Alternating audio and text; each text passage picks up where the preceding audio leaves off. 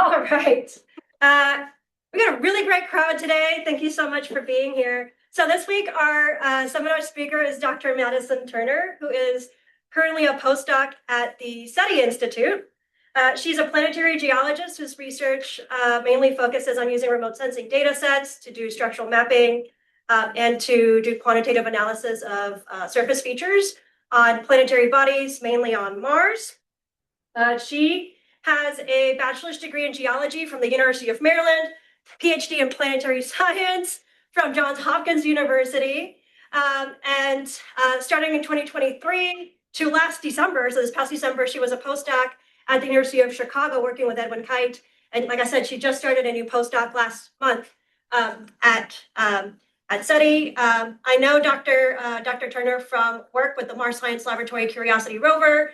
We do operations together. She does ops with several people in my research group. And I've been really wanting to have her come here and to talk research and to talk to all of you. Yeah, I'm really excited for you to be here and for all of you to learn a little bit more about Mars geology and changing it up from last week. So thanks again. Take it away.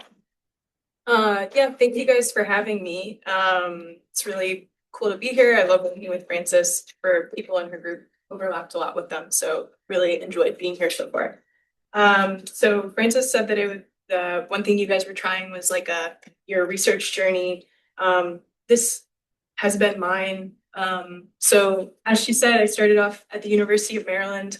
I actually went to Maryland not really caring about school that much. We went there to play soccer. And the reason why I got into this whole journey is because my older sister, who's in that picture, she was a geoscience person at the time. So when I was undecided, she was just like, oh, you should try, like, just try it and see if you like it. Took some intro classes, and then, 10 years later, longer, here we are.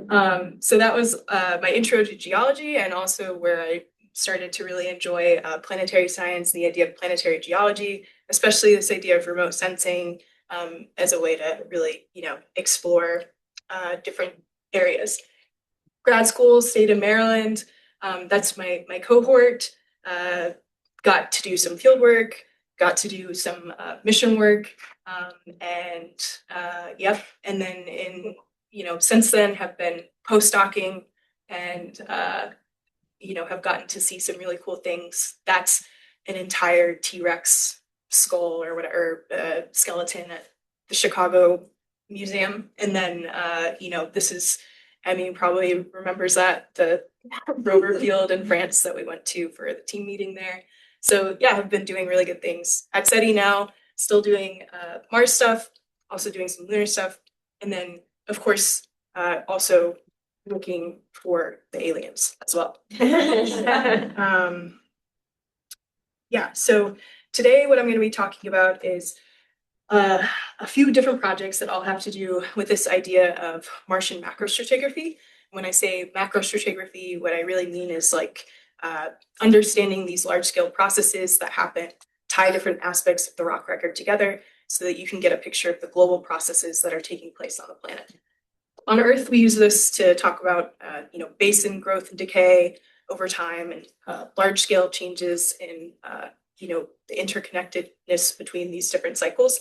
On Mars, a lot of this has to do with the general planetary evolution of how we got from the past that was water-rich into the present day, which is pretty arid and dusty.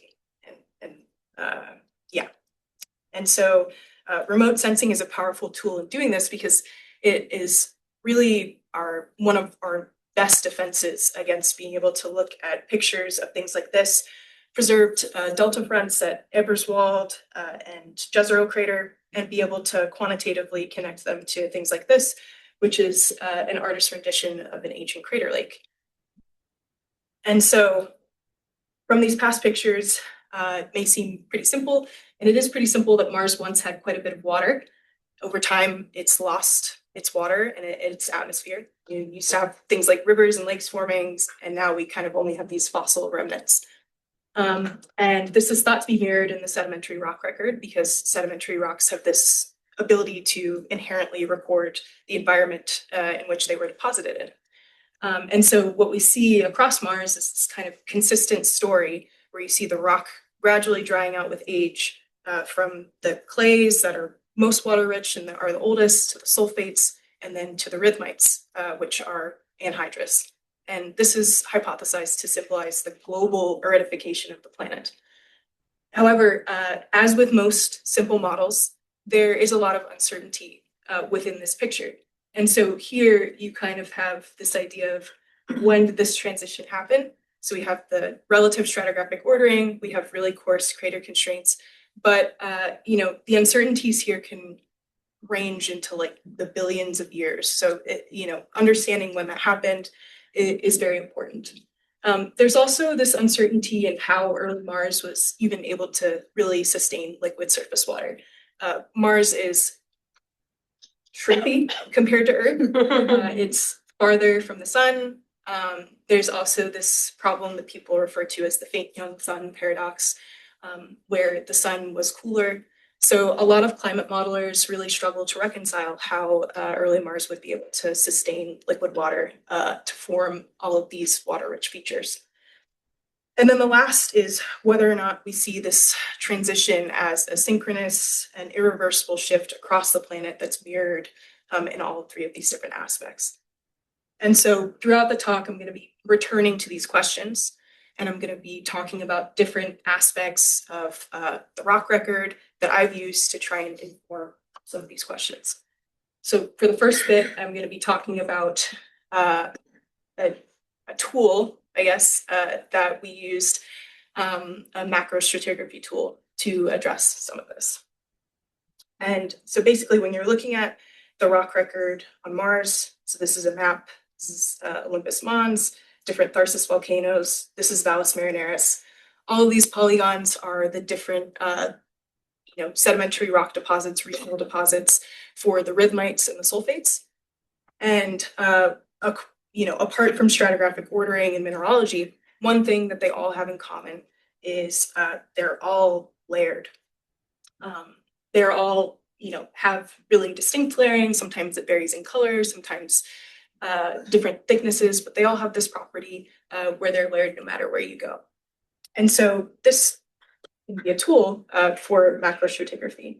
Specifically, there are aspects of layering, like layer thickness, that can be used to inform on formation processes. And that's something that we do on Earth as well. So this is an example of ashfall deposits. You can see they're kind of thinning away from the volcanic center. And then in addition to this, you can also start to ask questions about where the shifting depot centers, or the hubs of sedimentation, of where you're getting the most activity, I guess, in the rock record, where that changes spatially and then also throughout time. And so people, we've known that layers are a thing for a long time. However, global hypothesis testing like this had not really been done before we did this. I think, partially just due to data constraints. And so this is where we're able to get after things about, testing those global formation hypotheses and also answering those, addressing those large scale questions. And so that's what we did. We took this survey of layer thicknesses across the surface to go after some of the questions about formation mechanisms, and then also to look at the larger planetary evolution aspect and see where we see the shifts in deposition over time. This was done by taking a survey of layer thicknesses from all those different locations that were in that first map. So this is, all those black dots within each mosaic. So this is a high-rise DEM. We basically measured layers in these kind of constrained packages, maintained their ordering within the mosaic. So if A is older than B, then you get a measure of A and B, and then you're also able to maintain their order in time as well. So that's what that would look like. In addition to this, we also got deposit volumes for all these different places using mapped polygons in ArcGIS, some of our own, some from different literature, and basically just interpolated a basal surface to estimate volume, and then also did crater counting to estimate age. So with this, we had a really nice data set, age, volume, and layer thicknesses for all of these deposits to look at the trends. So this is first major result from this study. So this is a map in lat long again. So here's Valles Marineris again for your reference. And so each of these yellow dots is just a point where we got layer thicknesses. The size is scaled by the relative thickness, and then the color underneath is a spherical kriging map, so an interpolation to tease out those spatial trends that we see in layer thickness.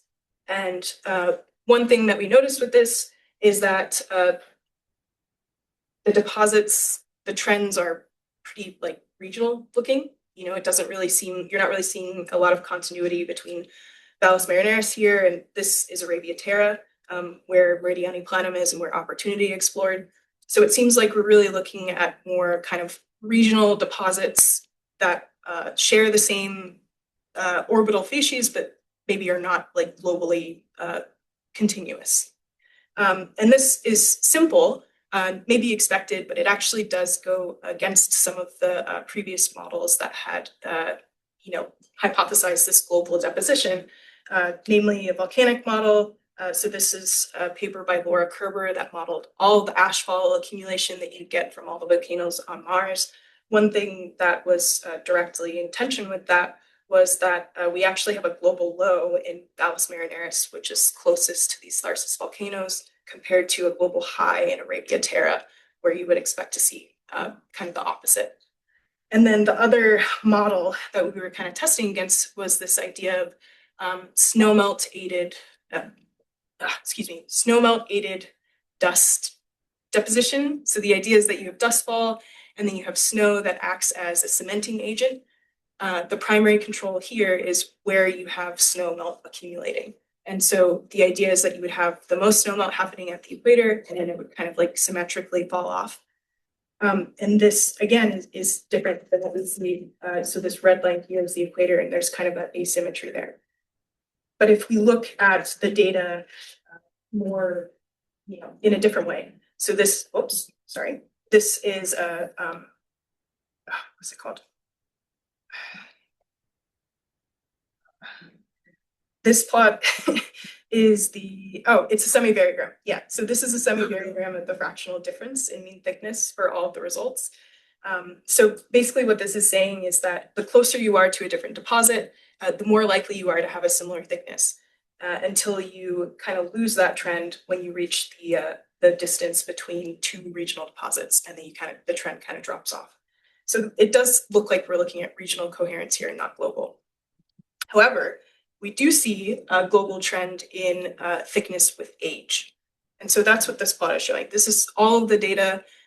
They're all binned by the age of the deposits. You can see a clear decrease in layer thickness with time. And the interesting thing about this is that if we compare this to rock volume, so this is like where that drop would be in this plot, which is showing all of these deposits distributed, the volumes distributed over their age of formation. And it kind of predates, I guess, the ultimate drop off in volume production, sedimentary rock production. And then interestingly, neither of these really aligns with the stratigraphic boundaries as well. So you don't really have like one lining up with the deposition of the sulfates and then one lining up with the deposition of the rhythmites. So if we bring this back to this question, and kind of condense that down to one thing, I think that the main thing that we take away is that the layer thicknesses dropped around 3.5 billion years ago, but the drop in sedimentary rock volume postdates this by quite a bit of time. We do also, though, so that was about the first question, we do have more in this story relating to this third question as well. So we learned that this transition is two-part. You have the drop in rock volume, and then you have the drop in layer thickness. And both of these are not happening at the same time. And as I said, neither of them is really related to the existing global stratigraphic boundaries. So we have some hints in there with this. But even with this, suspicions, hints, or whatever, there's not really enough in this, especially in this area where you have a lot of overlap, to be able to distinguish between some of the details in this record.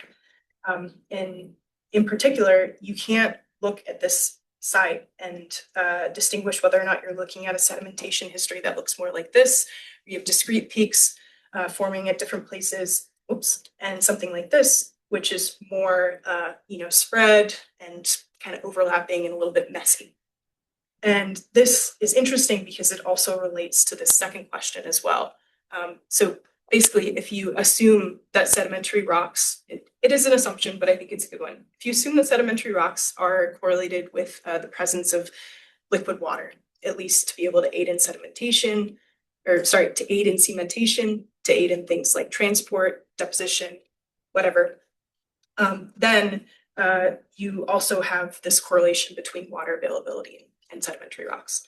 And it's related to this question because a lot of climate modelers, as I said, struggle to reconcile this fact. And many of them, as a result, have to invoke some sort of catastrophism, which is what we're looking at here, right? One of these models that's kind of stood the test of time in the ring so far is this idea of collision-induced absorption of hydrogen and CO2 that would periodically warm the atmosphere.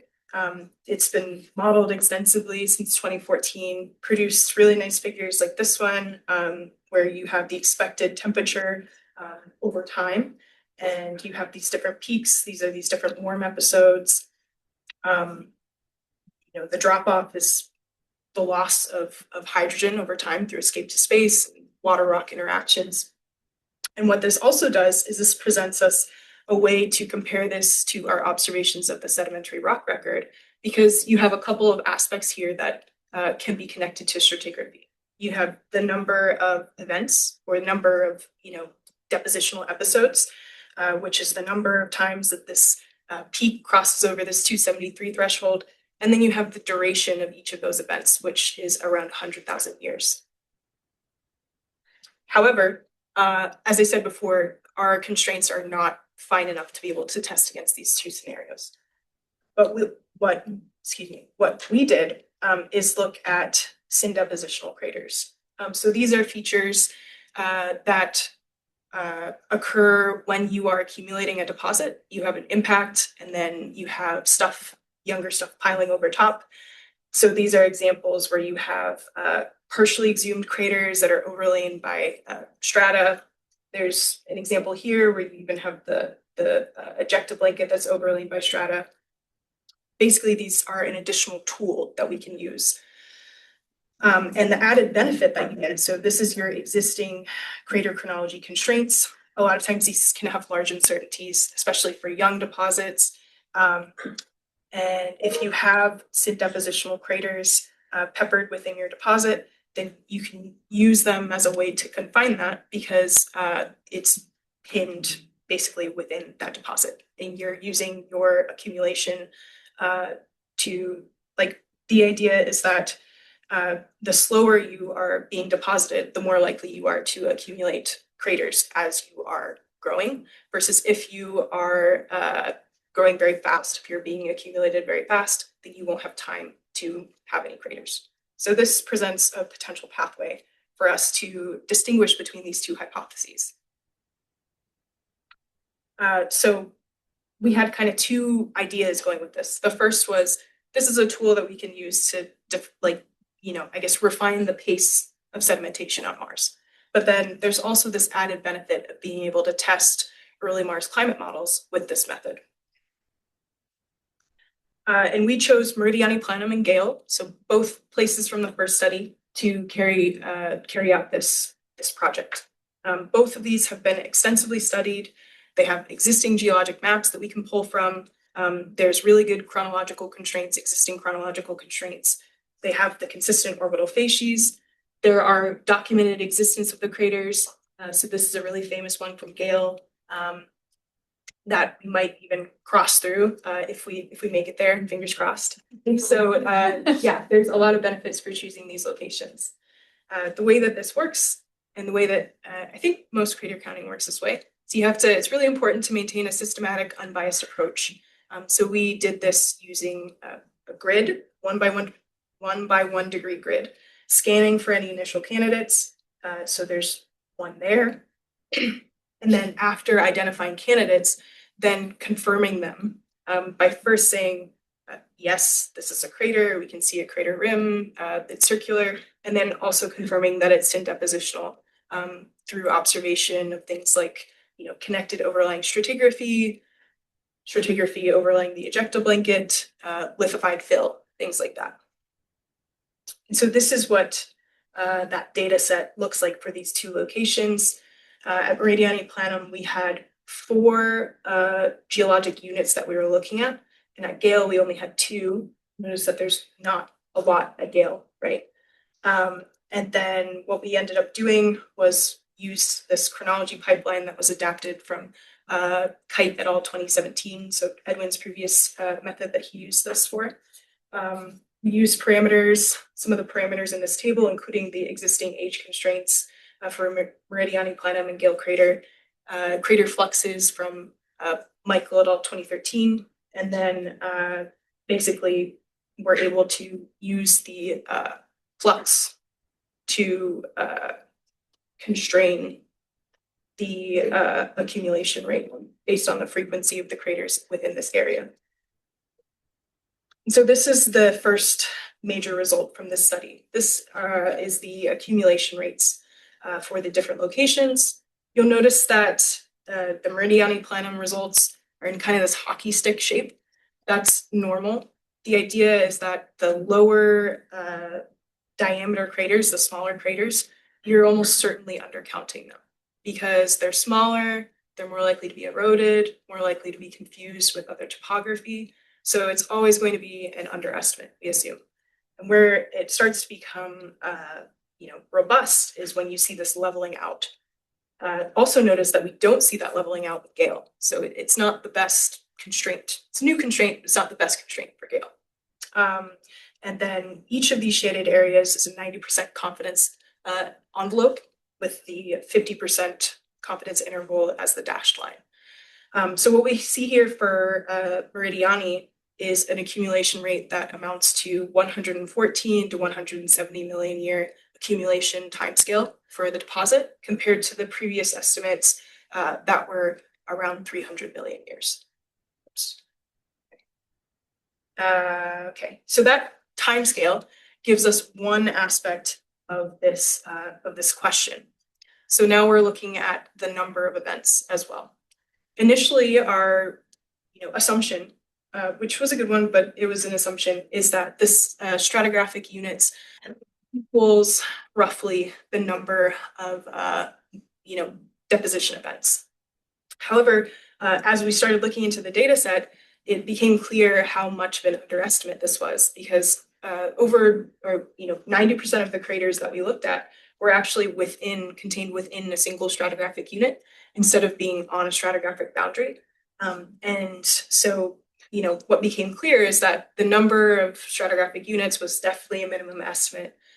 We looked at some of the places more closely, like this one, and you can kind of start to see these different subunits. At least one crater, I'll do it again, at least one crater on the subunit. So what we are taking forward is that we have these 4 stratigraphic members as definite deposition events, but this is definitely an underestimate. It likely doubles at least to 8. And so to plot these results in context of the original model, this H2 CO2 CIA model, we scaled the model parameters to account for more scenarios.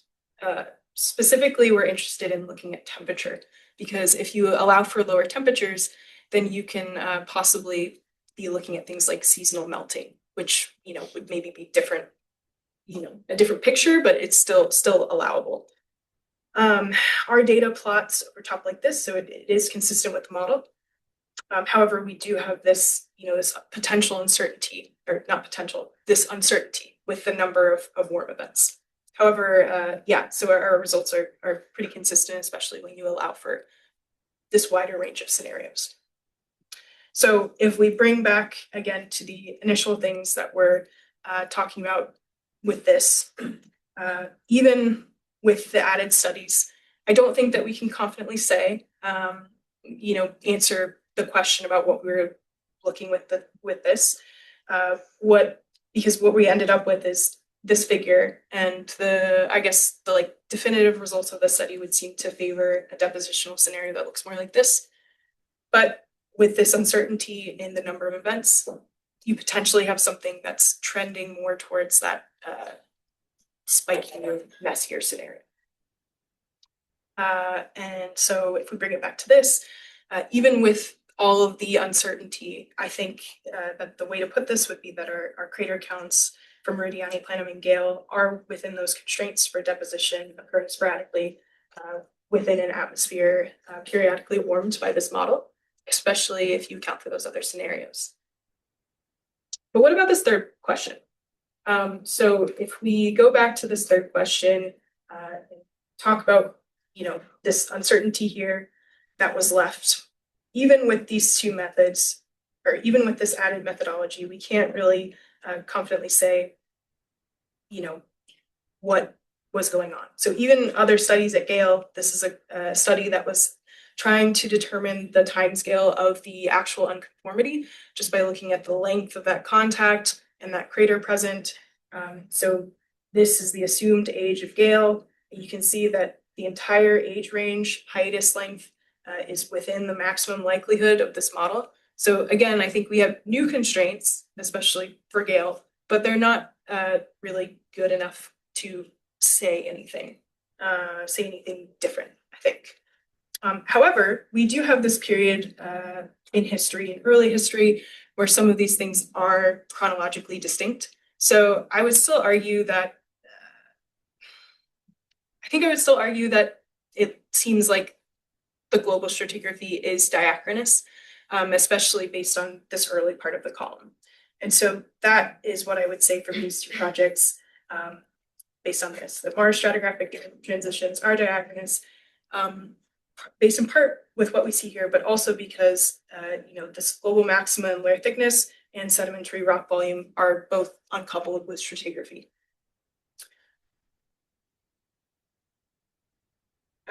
But this is all based on orbital stuff. So, this is all looking really large scale. And part of this has to do with time. And part of it has to do with things that you can't really say definitively looking at outcrops from pictures from satellites.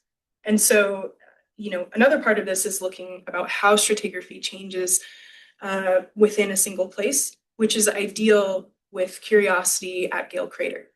And so the reason why this is ideal is because Gale Crater was selected in part because it samples, or it has this central sedimentary mound, Mount Sharp, that contains all three of these stratigraphic members.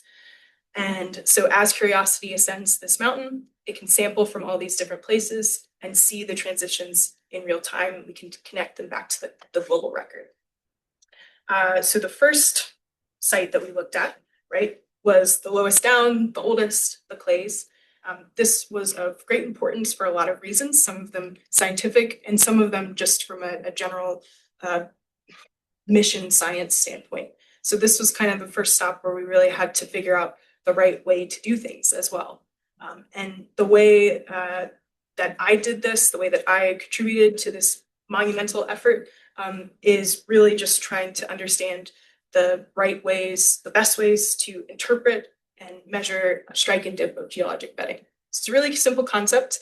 It's been done a lot. It's been done a lot from orbit. But a big question that we had with this was just how can we connect our orbital observations with the ground observations? And with this question, that was a big part of it, because we had this period in the strat column from Curiosity where we had many studies from orbit comprised in the Vera-Rubin Ridge, here the VRR, where we had a lot of different measurements from orbit. It was really unclear what these actually meant on the ground. And so part of the studies, part of the reasons why it was important to do this study is to figure out how this relates to what we're seeing from orbit. And so one of the questions that we went after again with this was, what's the best way to do this? What's the best way to get this measurement? And also some science questions as well. So obtaining bedding measurements from 3D plane or from 3D stratigraphy on the ground is actually a really, really challenging thing. It hadn't really been addressed fully before we got here. You know, we'd done it at opportunity, but it was more complex than we thought. So this is a test region. This is what a typical layer measurement looks like. If I go back to this, you have the terrain orientation in gray. It's a little small, sorry about that.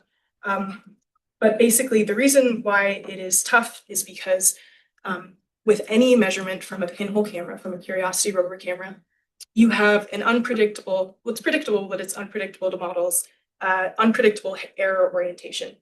Your error is controlled by the way that the camera is pointing, so the downrange direction, and also the distance from the camera.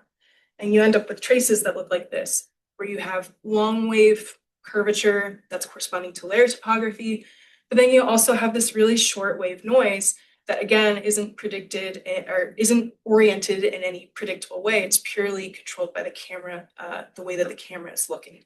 So the traditional way that we measure planes like this from orbit is that we use ordinary least squares regression. This works, but it doesn't really isolate your error because you have a fixed regression axis that's always oriented in the z direction. So you're not really solving this problem, I guess. The other way that we do this on the ground is principal components analysis, or PCA. PCA was performed on this test region with the red and pink dots. And PCA, again, works. But the problem with PCA is that it is susceptible to actually fitting the noise because PCA doesn't make fits based on any knowledge of the error orientation at all. It makes fits purely based on the maximum directions of variance. So as you get short planes with more high amplitude noise potentially, then you have this potential to fit the noise as high variance topography when it's really just camera jitter. And that's what's being shown here. We have this drift towards the camera look direction by the pink and red dots. And even with error metrics being imposed, doesn't quite act as a true metric for quality. So what we did, there's the drift. So what we did was this method called rotated ordinary least squares. The idea is that if you rotate your coordinate matrix so that the z direction is actually oriented in the direction that the camera is looking, then this becomes your regression axis, and you are minimizing your noise and able to make fits. And this is what's being shown with the blue dots. You can see that it's pretty well clustered around the true orientation. And then all these grayed out dots too are also fits that were rejected by quality analysis, error analysis. So this presented a way that we could, one, get fits and then also impose quality metrics as well. And this is what we did. So this is a large mosaic. We have, I think it's 13 frames across or something like that. So it's pretty big, 10 meters overall. And across the whole mosaic, you have this consistent bedding orientation being shown. We took this as a sign that we're not really seeing a ton of influence from noise. And then what we did was combined a bunch of different remote sensing data sets, including some from orbit. So the green dot is from orbit, to try and constrain the dip in that area and see if it aligned. And what we found is that it did align pretty well. So there's some spread. So the density here, or the shading here is a density cloud of the whole data set. But it is pretty well in agreement with this shallow northwest dip. And in map view, what that ends up looking like. So this is the mean dip that's transposed onto the real topography in the yellow. And then the dashed black lines here are the independently mapped contacts. And it aligns pretty well with what we saw on the ground. So an immediate implication from this for the clays is that you actually see a good amount of shrinkage in the stratiform, going from a section that's over 350 meters in thickness down to something that's less than 100 meters. When you account for a very small dip, I think that the mean dip was something like 3 degrees. And so this is important because it actually affects the different members unequally. It depends on how long we were driving along strike. And there was a portion of the traverse where we were actually driving along strike for quite a while. So you get a lot of shrinkage in that area. So as we moved into the sulfates, we had kind of different questions, different assumptions. And the sulfates had kind of a lot of pressure on them because they're this big unit, they're hypothesized to mark this global environmental change and or shifts in environment. And so as we're driving through, we're looking for signs of these. And what we found as we drove through is the persistent occurrence of this distinct centimeter scale polygonal ground that occurred throughout the unit. And this isn't unique. So we found a polygonal ground on Mars before. This is an example from Opportunity. This is from the Zhurong rover, the most recent Chinese rover. And then we have a couple examples from Curiosity lower down in stratigraphy. So again, it's not unique, but the persistence of it throughout the most recent traverse is unique. So we have the two examples lower down in stratigraphy. This is the sulfate-bearing unit contact, and then you can see we've just seen a ton of it as we've been traversing through. So it really seems like it is an important species in the sulfate unit. And this is really cool because part of our goal with Mars exploration, right, is to understand water and how water changed through time, how the availability of it. And on Earth, polygons can represent a wide range of environments with varying amounts of water, from basalt columns to salt and salt brine polygons, which rely on seasonally available bits of water, to permafrost polygons, to these are subterranean hydrofractures, formed from groundwater expulsion, cementation, and then all the way to classic desiccation mud cracks that would form on the surface. And so this is why when we're thinking about this and the polygons that we're seeing, it's important to figure out where this lies along this range of water availability.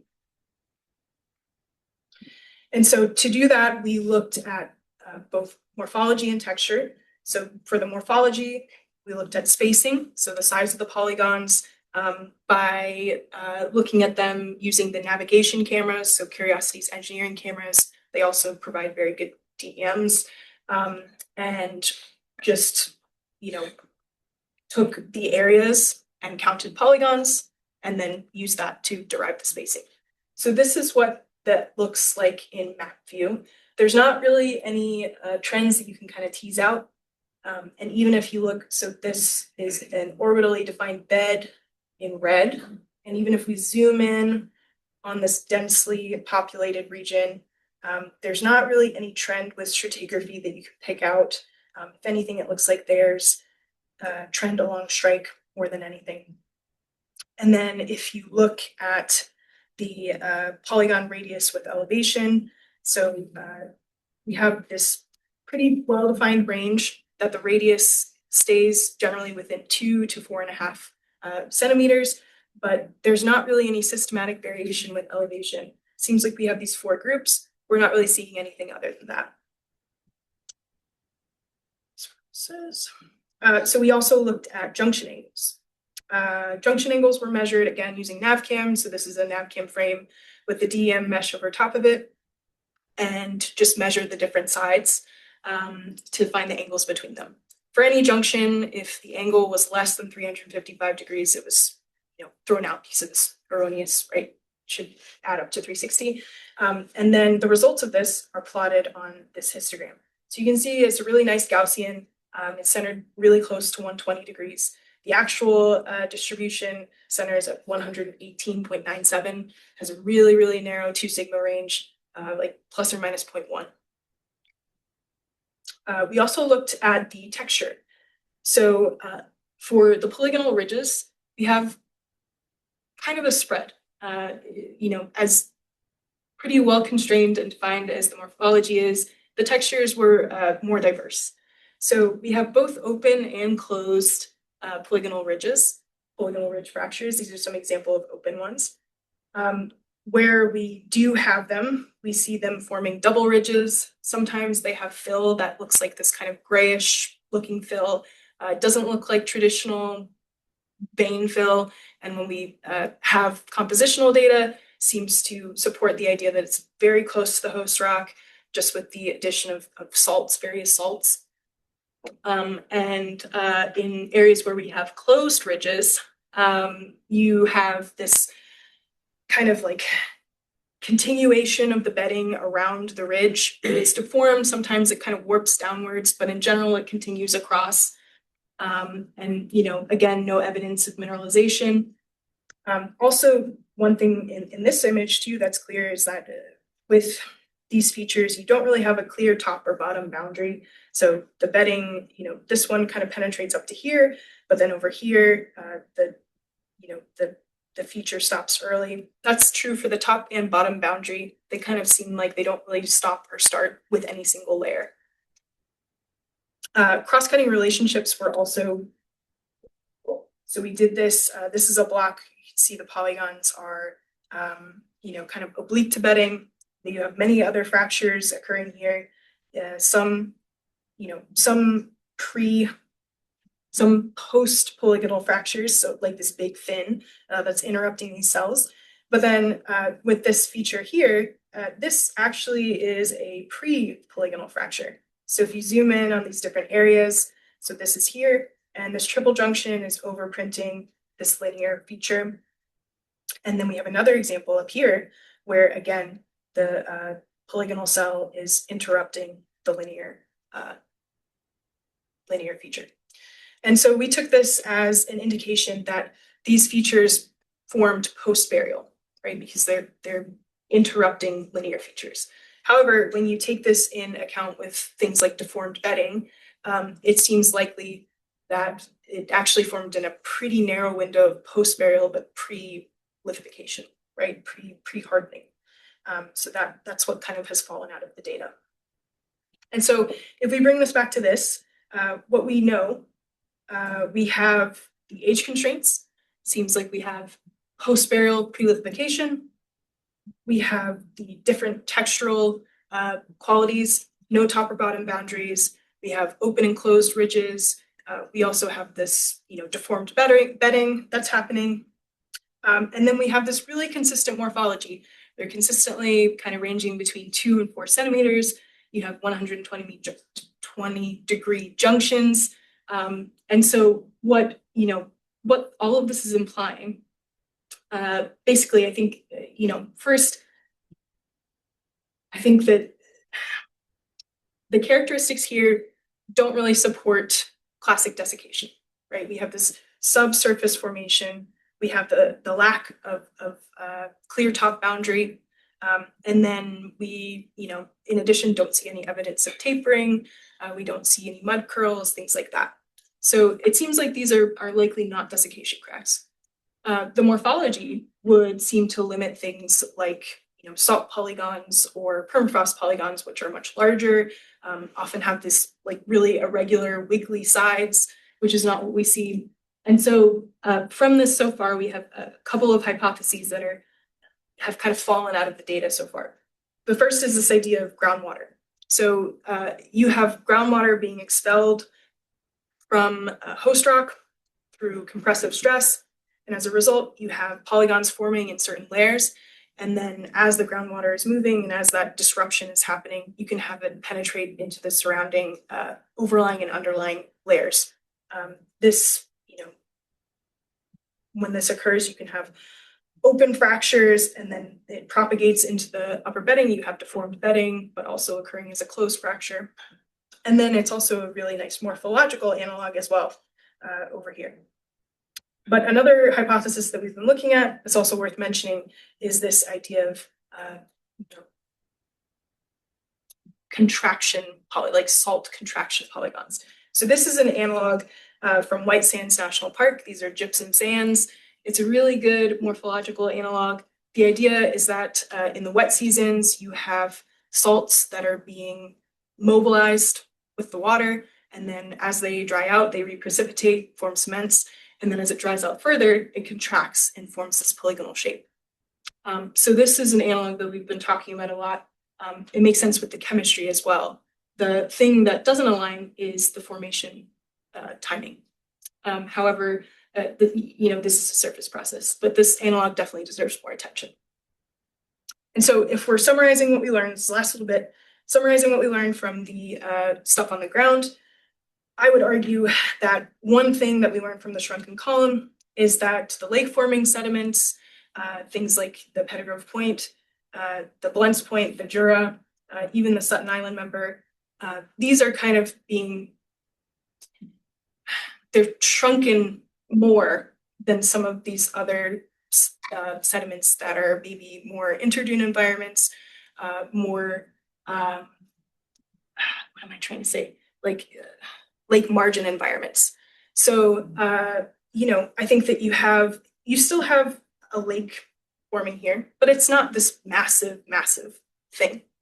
And then the other thing that I think we learned from this is that we have what appears to be repeated presence of groundwater throughout the sulfate unit. In addition to this, there have been many other studies showing clear surface water interaction. We have fluvial lenses, we have lakes lower down. So I would argue that if we bring it back to this, what we have seen from Gale is ground observations showing persistent evidence of surface and near surface liquid water throughout the stratigraphy so far. And so I have a lot of people to thank for this, a lot of collaborators, MSL science and engineering teams are pretty wild as well. They do a lot. And yeah, I'll leave it on this. Thank you.